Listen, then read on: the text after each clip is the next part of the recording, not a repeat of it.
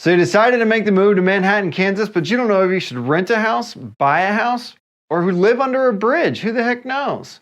Well, that's perfect because in this video today, we're going to go over what you need to know when you're looking to move to Manhattan.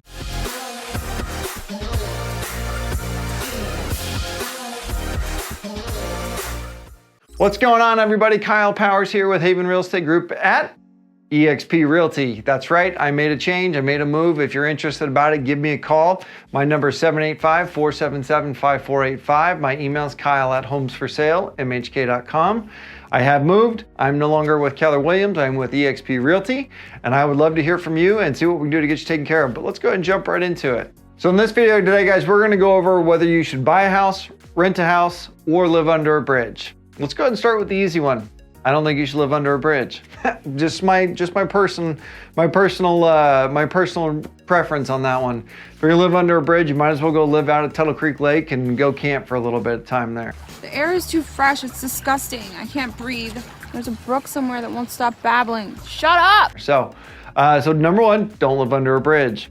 Number two, let's go ahead and talk about renting. There are a ton of rentals here in town.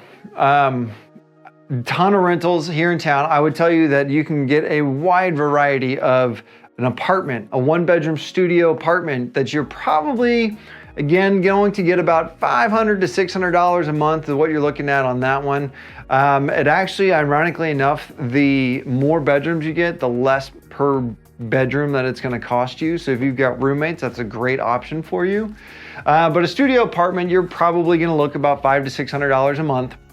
It's about what you should be looking for, any one bedroom apartment realistically. And then it depends on what level you're looking at. If you're looking at class A, like really high end properties, you're probably gonna go a little bit up on that one, $600, $700 a month. So that's something to be looking for.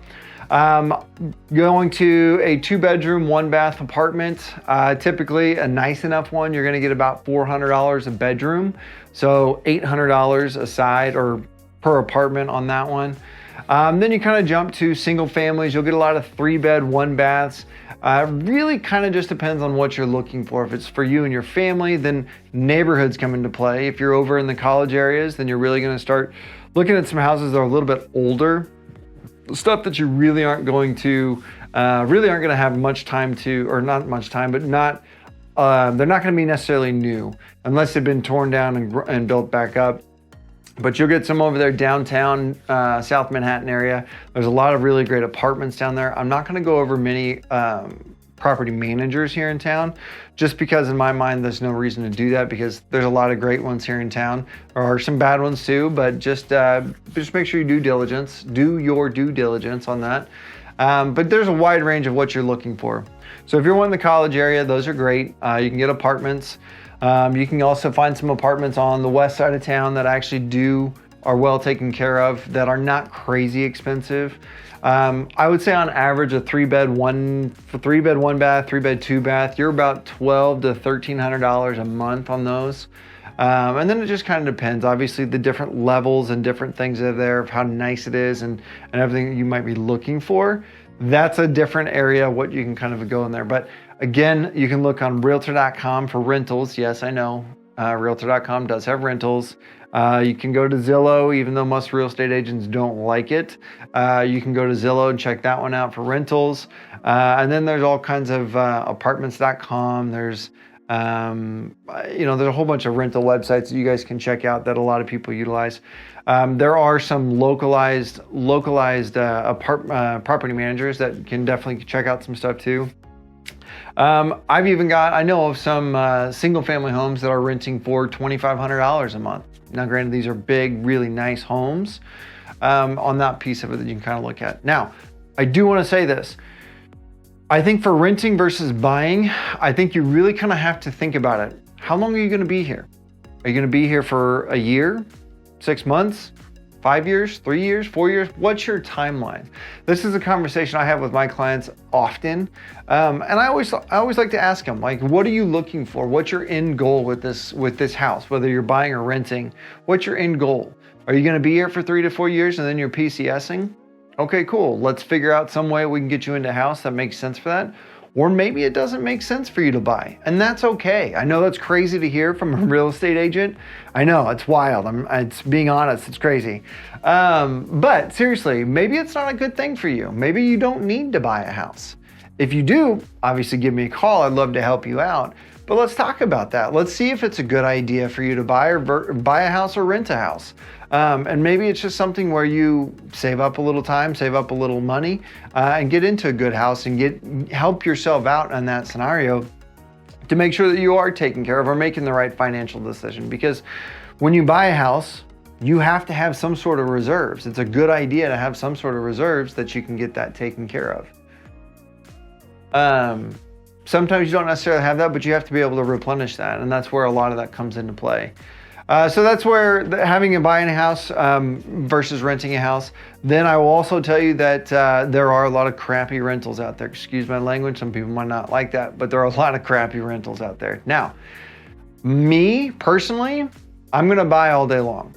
I'm gonna buy all day long because I know I wanna keep it and I know I wanna use it later for investments. So if I were to take an investment property, if I would take my personal house, if I lived in it and I knew that I was moving every 3 to 4 years, I'm talking mainly towards like military personnel, I would buy a house at every duty station. I'd go in and I'd buy a house, I'd buy it right, I'd fix it up, I'd make it nice. Then when you leave, you turn around and you can rent it. And like I said, there are literally single family houses that are renting from $1,000 a month up to $2,500 to $3,000 a month. So it really just kind of depends on what you're looking for and what we can do to get you taken care of. Now, that being said, you got to look at that financial decision and how much are you going to spend. Now, on the same side of that, I don't want to spend $2,500, $3,000 a month if I can go buy a house and have that for a much cheaper payment. So that's something to really be thinking about and talking to your real estate agent about too. Again, this is a conversation that my clients and we have all the time. One of the very first things I always like to figure out, because it's smart. I think it's being a financially responsible with what you have and what you're looking to do. So there's renting. I know I kind of rambled a little bit there, but going from renting to buying, I look at that too. Like I said, when we go to buy, obviously, if you need a real estate agent, if you're looking to buy or sell a house, I would love to help you out and take care of you and get you taken care of. We have, with eXp Realty, there's a lot of opportunity there, and there's a lot of great things that we can do for our clientele and make sure that we are taking care of you on a high level. So again, if you are looking for a real estate agent, reach out to me. I'd love to talk to you. But buying a house, okay? So look at living within your means is incredibly, incredibly important. Another thing that I continually have a conversation with my clients, being house poor is a real thing. If you don't know what house poor means, what that means is at the end of the month, you have no money left over because you made a big old house payment. Maybe you can afford it. Just because you can afford a $500,000 house or a $300,000 house or a $200,000 house doesn't necessarily mean that you need to.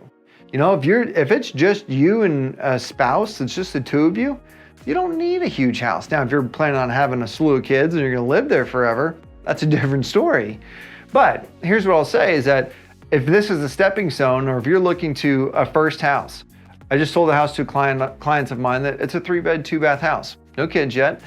A 3-bed, 2-bath house, that's an excellent first-time home that you can get into, grow into, have some kids, and then once your kids are old enough, or once you do have a couple kids and you start to outgrow it, then you make a move. Then you sell the house, and then you go on and you get a bigger house. You use that stair-step method, and hoping that you buy the house correctly. And doing that, there's couple things that go into that play. You know, if you're buying it and equity position is correct or doing really well, you can do that when the market appreciates. You can do some sweat equity. I'm sure you've heard of that before. Build some sweat equity, you know, updating countertops, updating floors, doing some paint, doing the easy stuff that way, and bringing it up that way. Other than, then doing both. Where the market appreciates and you do some updates, you're going to be sitting pretty good whenever you do go to sell that house. Obviously, I hope those are the questions we have, or the conversations that we have when we go to sell your house again. But that's something to be paying attention to whenever you are buying, you know, and just not getting caught up into everything that's going on with all of this, and being sure that you are making a right decision. Now, again, to the clients that I have out there and the clients that I have going, we make sure that we are doing the right thing. We talk about this. We say, you know, and the clients, by no means am I the be all end all. I will honestly tell you that.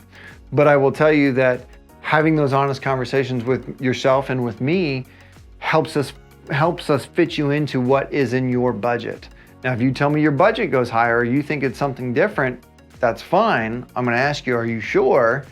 Because I want to make sure that you're happy with the house. I want to make sure that you're happy with everything and making sure that you are not putting yourself into a financial position that is not going to be good for you later on down the road.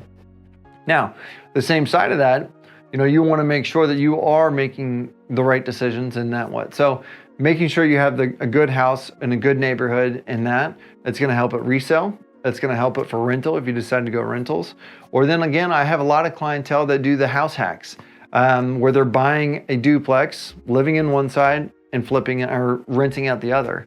And that one, I love that idea. I wish I would have done it as a young man before my wife and I had kids and stuff that way, because that would have been perfect. Again, back to, I love the VA loans. I love what you can do with those, because if you live up to a fourplex, if it's a duplex, triplex, or fourplex, you can buy those under a VA loan, live in one unit, rent out the others, let the others pay for you, you fix those units up, and then you move on. And you get to rinse and repeat at every duty station that you're at. So we can get you taken care of on that stuff. So there are a lot of different options, a lot of different things. I did not really get much deep into any of them. If you have questions, or if you need anything about buying or selling real estate or renting real estate here in town, we do have some rentals that we manage for some clients. Give me a call. My number is 785-477-5485. If you haven't done so already, please go ahead and hit that subscribe button, hit that little bell so you get notified of any future content, and give us that like because it helps us out. If you guys have any questions, or if you need anything about buying, selling real estate, or anything about this video, if you have any questions on it, call me. I'm one of those sick individuals that actually enjoys what they do. So give me a call. I would love to help out, love to get you taken care of, and at least point in the right direction. If it's renting, great. If it's buying a house, excellent. Let's get you going. If it's selling your house and getting into rental because you want to take advantage of the seller's market, great. Let's get that taken care of.